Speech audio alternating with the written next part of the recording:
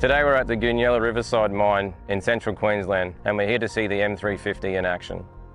One of our largest uses for drones is by our survey teams, where they need to capture an accurate model of the mine.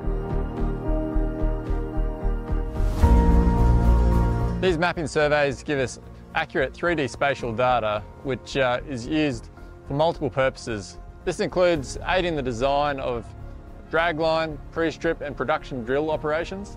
We also use this data to obtain our top of coal, roof of coal and profiling of the high walls. High wall mapping has become readily used by the geologists and geotech departments now to map the structure in the high walls, and this greatly enhances the safety of the mining of the active strip and also the future strips as we advance. The teams using enterprise drones have been really appreciative of the simplicity of their design, the simplicity of maintenance, and how easy they are to operate and to operate safely. My experience with the M350 so far has been great. It's got some awesome additional features such as the arm lock sensors, which notify the pilot if the arm locks haven't been locked on prior to flight. There's increased antennas, big benefit for us as we move into beyond visual line of sight flights going forward. Using the new RC Plus remote controller has big benefits with a wider and brighter screen, which allows you to see more on the ground when you're in the air. And we're often flying in different conditions here, so in different lighting. We use the P1 camera for all of our mapping surveys. It has really high clarity and works well for surveying. The GSD that we can get out of the P1 camera is exceptional. Be able to fly at 3,000 feet and still have a 3 or 4 centimetre GSD has been just a game changer for us in terms of operational efficiency. We can now see open edges, non-compliance to digs well before they become a problem. So the M350 really takes the M300 and adds even greater levels of robustness. One of the key features is we increased ingress protection, so IP ratings from 45 to 55.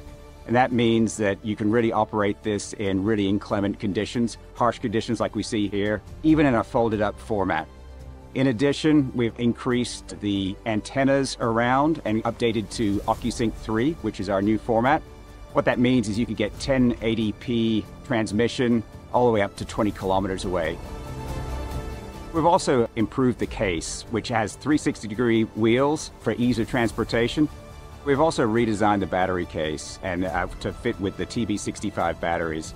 This means that you can actually set it on storage mode and it will charge to 50%, which extends battery life.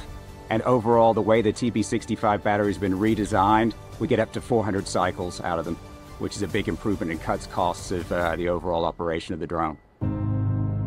The survey department is the link between the active pit in the real world and the office where the design work happens. And using the M300 and M350 allows us to capture the data and deliver it really quickly back to the engineers and sees it utilised by a large group of people, whether that be for design work, compliance reporting or volume calculations.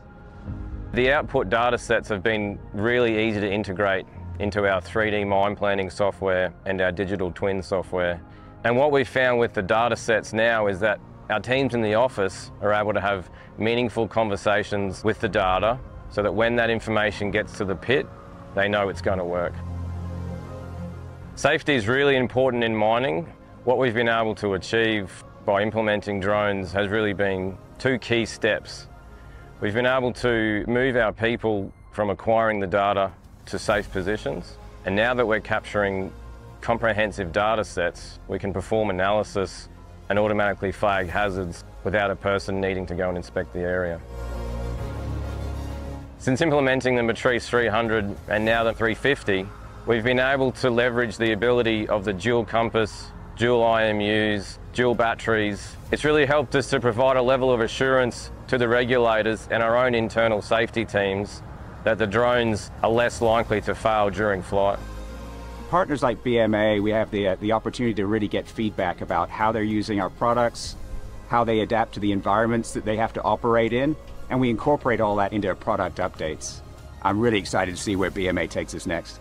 Even though BMA's been operating drones for 10 years, we've really only scratched the surface on what drones and the M350 can help us achieve. I'm really excited for us to understand how we can continue to leverage this technology.